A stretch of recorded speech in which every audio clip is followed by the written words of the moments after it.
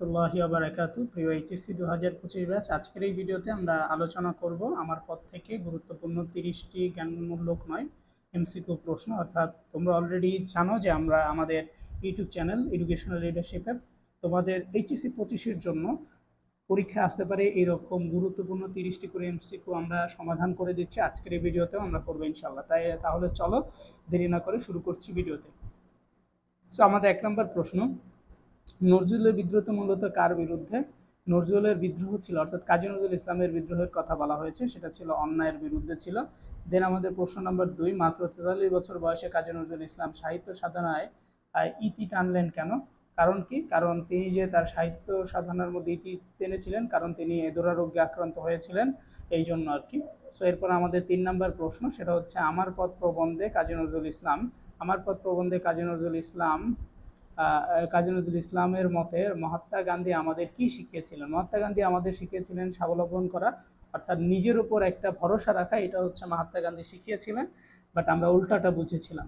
দেন প্রশ্ন নাম্বার হচ্ছে 4, কি উপায়ে সত্যকে পাওয়া সম্ভব বলে প্রাবন্ধিক মনে করেন হচ্ছে যে যখন আমরা ভুলকে শনাক্ত করতে পারবো বা ভুলকে সংশোধন করতে পারবো, তখনই অ্যাকচুয়ালি আমাদের সমাধান হওয়া উচিত।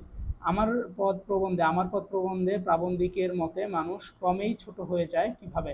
মানুষ ছোট হয়ে যায় কিভাবে? মিথ্যাকে আশ্রয় করে, অসচেতনতার কারণে, নাকি হচ্ছে তোমার বিনয় প্রকাশের মাধ্যমে, নাকি শ্রেয় সত্যকে অবজ্ঞার মাধ্যমে? শ্রেয় সত্য, অর্থাৎ যখন সে তার নিজের সত্যকে বিসর্জন দেয়, তখনই সে হচ্ছে কি হয়ে যায়? একদম নিম্ন প্রজাতির হয়ে যায়, যেটা কিনা আমরা অলরেডি জেনে গিয়েছি। দেন আমাদের 6 নম্বর প্রশ্ন, কে ধর্মকে ঘৃণা করতে পারে না? কে ধর্মকে ঘৃণা করতে পারে না? যার নিজের ধর্মে বিশ্বাস আছে, অর্থাৎ যে নিজের ধর্মকে বিশ্বাস করে, সে কোনো ধর্মকেই ঘৃণা করতে পারে না।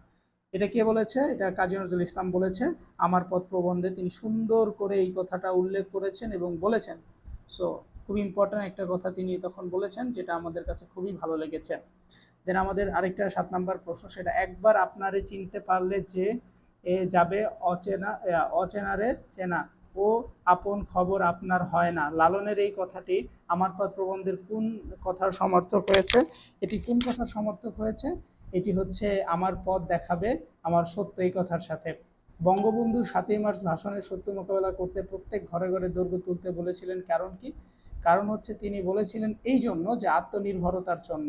দেন আমার পথ প্রবন্ধে কাজী নজরুল ইসলাম নিজেকে চেনা বলতে কি বুঝিয়েছেন? নিজেকে চেনা বলতে তিনি বুঝিয়েছেন নিজের সত্যকে চেনা এবং নিজের লক্ষ্য এবং বোধকে চেনা। এই 3টার কথা তিনি বলেছেন, 2টার কথা। দেন একটা উদ্দীপক পরে আমরা 10-11 প্রশ্ন উত্তর দিব। রায়হান একজন উচ্চশিক্ষিত যুবক। রায়হান হচ্ছে একজন উচ্চশিক্ষিত যুবক। পড়াশোনা শেষে সবাই চাকরির পেছনে ছুটলেও রায়হান তা করে না, সে গ্রামের বাড়িতে গিয়ে কৃষি খামার করে। সো উদ্দীপকে 10 নম্বর প্রশ্নের আমরা একটু উত্তরটা দিব। সেটা হচ্ছে উদ্দীপকে রায়হানের ক্ষেত্রে আমার পথ প্রবন্ধের কোন দিকটির প্রতিফলন ঘটেছে? সেটা হচ্ছে আত্মনির্ভরতার প্রতিফলন। দেন 11 নম্বর প্রশ্ন হচ্ছে প্রাবন্ধিকের মত অনুযায়ী রায়হানের মতো মানসিকতা সবারই ধারণ করতে পারলে জাতি দাসত্ব থেকে শৃঙ্খল মুক্ত হবে এবং অন্তরের গোড়ামির ভাব দূর হবে, মানবিক সহায় বৃদ্ধি পাবে। এটা একদম সত্য কথা, 1 আর 2 রাইট।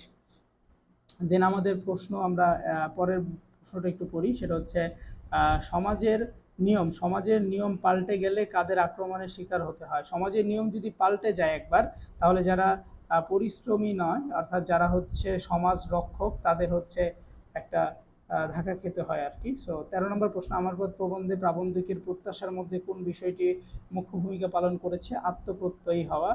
দেন লেখকের প্রাচুর্যের উচ্চবিন্দু কোনটা ছিল? সত্যের উপলব্ধি। আমার পথ প্রবন্ধ পাঠ করলে এখানে হচ্ছে আমরা কয়েকটা বিষয় দেখতে পাচ্ছি। সেটা হচ্ছে সবগুলোই হচ্ছে। দেন আমাদের 16 নম্বর প্রশ্ন, নজরুল কবে বাঙালি পল্টনে যোগ দেয়? কাজী নজরুল ইসলাম 1917 সালে বাঙালি পল্টনে যোগ দিয়েছিলেন, যেটা আমরা জানি। সো তোমরা যারা এই ভিডিওটি দেখছো, অবশ্যই মনোযোগ সহকারে দেখবা, এবং তোমরা যারা চাচ্ছ যে এই পিডিএফটা নেওয়ার জন্য, সো এই পিডিএফটার মূল্য 70 টাকা। এখানে যে শুধুমাত্র তোমার আমার পথ গল্পটা আছে এমনটা না, এখানে তোমার বাংলা যে শর্ট সিলেবাসটা আছে, সেই শর্ট সিলেবাস যতগুলো গদ্য পদ্য আছে, অপরিচিতা থেকে শুরু করে রেইনকোট, অপরিচিতা, মাসি পিসি, ঠিক আছে, সবগুলো গদ্য পদ্য আছে। তারপরে তোমার হচ্ছে নাটক উপন্যাসও আছে। সো এগুলোর মধ্যে এমসিকিউ আছে। তুমি চাইলে এই পিডিএফটা নিতে পারো 70 টাকা দিয়ে। হোয়াটসঅ্যাপে যোগাযোগ করলেই হবে, এই ভিডিও ডিসক্রিপশনেও হোয়াটসঅ্যাপ নাম্বার দেওয়া থাকবে। দেন আমাদের প্রশ্ন নাম্বার 17, কারা বাইরের গোলামি থেকে রেহাই পায় না? যাদের অন্তরে গোলামির একটা ভাব আছে তারা কখনোই রেহাই পাবে না, এটা আমরা জানি। যে নিজেকে জানো উক্তিটি আমার প্রবন্ধে, আমার পথ প্রবন্ধের কোন দিকটি ফুটে চলেছে? সেটা হচ্ছে স্বাবলম্বন, অর্থাৎ নিজেকে জানা মানে হচ্ছে নিজেকে গুরুত্ব দেওয়া আর কি। সো মোখলেস সবসময় তার অফিসের বড় কর্মকর্তার সামনে মাথা হেট করে থাকে, এমনকি বড় কর্মকর্তা তাকে শত অপমান করলেও সে তার গায়ে মাখে না। আমার পথ প্রবন্ধ অনুসারে উদ্দীপকের মোখলেস কোনটিকে অস্বীকার করেছে? এটা তিনি হচ্ছে তার নিজের যে একটা সত্য আছে, আপন সত্য, সেটাকে তিনি অস্বীকার করে ফেলেছে। দেন আমার পথ প্রবন্ধ অনুসারে কিভাবে মানুষ ক্রমেই নিজেকে ছোট করে ফেলে? কিভাবে ছোট করে ফেলে মানুষ? খুব বিনয় দেখাতে গিয়ে তারা নিজেকে ছোট করে ফেলে। দেন আমাদের প্রশ্ন নাম্বার হচ্ছে, আমরা পরবর্তী একটা প্রশ্ন 21 নাম্বার, আমার পথ প্রবন্ধে কাজী নজরুল ইসলাম গোটা সমাজকে কি করতে চেয়েছেন? কাজী নজরুল ইসলাম গোটা সমাজকে ঐক্যবদ্ধ করতে চেয়েছিলেন। সো ঐক্যবদ্ধ করতে চেয়েছিলেন। দেন আমাদের পরবর্তী প্রশ্ন 22 নাম্বার, প্রাবলম্বনকে কিসের প্রতীকের সাথে তুলনা করা হয়েছে বা কিসের সাথে তুলনা করা হয়েছে? দাসত্বের সাথে তুলনা করা হয়েছে। এবং আমার পথ প্রবন্ধে প্রাবন্ধিকের বাইরের গোলামি বলতে কি বোঝানো হয়েছে? সমাজের গোলামি করা, এটাই বোঝানো হয়েছে। আমার পথ প্রবন্ধে কাজী নজরুল ইসলাম নিজের ক্ষেত্রে কি কি তুলনা করেছেন? তিনি নিজের ক্ষেত্রে যে বিষয়টার সাথে তুলনা করেছেন সেটা হচ্ছে কর্ণধার, পথ প্রদর্শক, কাণ্ডারি। তিনি এটা নিজেকে মনে করেন। এবং আমার পথ প্রবন্ধে কাজী নজরুল ইসলামের ভাবনা হচ্ছে বিন্দুতে সিন্ধুর উৎসার জায়গা, সিন্ধুতে মহাসাগরের উৎসার জায়গায় নাকি সত্য প্রকাশের আহ্বান জায়গায়। তিনটা 1 আর 3 উত্তর হবে। দেন আমরা আরেকটু উদ্দীপক পড়ব। সেই উদ্দীপকটা হচ্ছে, কাদের জীবনে নানান ধরনের ভুল করেছে? কাদের জীবন হচ্ছে নানান ধরনের ভুল করেছে, এখন সে বুঝতে পেরেছে জীবনে ভুল না করলে তার পক্ষে সঠিক পথ খোঁজা সম্ভব হতো না। উদ্দীপকে আমার পথ প্রবন্ধের সাথে কোন বিষয়টির মিল রয়েছে? এখানে ভুলের মধ্য দিয়েই সত্যকে পাওয়া যায়, এটার মিল রয়েছে। উদ্দীপকে আমার পথ প্রবন্ধের যে বিষয়টি প্রতিনিধিত্ব করছে তা হলো কি? তা হচ্ছে এখানে পথ দেখাবে আমার সত্য, ভুলের মধ্য দিয়েই সত্যকে পাওয়া যায়, জেদের বসে ভুলকে ধরে রাখা। এখানে মেইন উত্তরটা হচ্ছে আপনার সবগুলোই। দেন হচ্ছে, কাকে চিনলে আত্মনির্ভরতা আসে? আত্মাকে চিনলে আত্মনির্ভরতা আসে। দেন 29 নম্বর প্রশ্ন, আমার পথ প্রবন্ধটি কোন গ্রন্থ থেকে নেওয়া হয়েছে? খুবই গুরুত্বপূর্ণ একটা প্রশ্ন, যেটা কিনা পরীক্ষা বারবার আসে। রুদ্রমঙ্গল কাব্যগ্রন্থ থেকে। মহাত্মা গান্ধী মানুষকে কি শিখিয়েছিলেন? মহাত্মা গান্ধী মানুষকে স্বাবলম্বন এবং অটুট বিশ্বাস শিখিয়েছিলেন। সো আজকের এই ভিডিওটার মাধ্যমে আমরা 30টি গুরুত্বপূর্ণ প্রশ্ন জানলাম। এবং তোমরা যারা এই ভিডিওটি ফুল দেখতে পেয়েছো এবং তোমরা যদি চাও সাজেশন শিটটি নিতে, অবশ্যই আমাদের এই নাম্বারে যোগাযোগ করবে। সো এটা হচ্ছে আমাদের বিকাশ নগদ নাম্বার। সো এই নাম্বারে যোগাযোগ করতে পারো, এটা আমাদের হোয়াটসঅ্যাপ নাম্বারে যোগাযোগ করতে পারো, অথবা এই ভিডিও ডিসক্রিপশনে নাম্বারটা পেয়ে যাবা।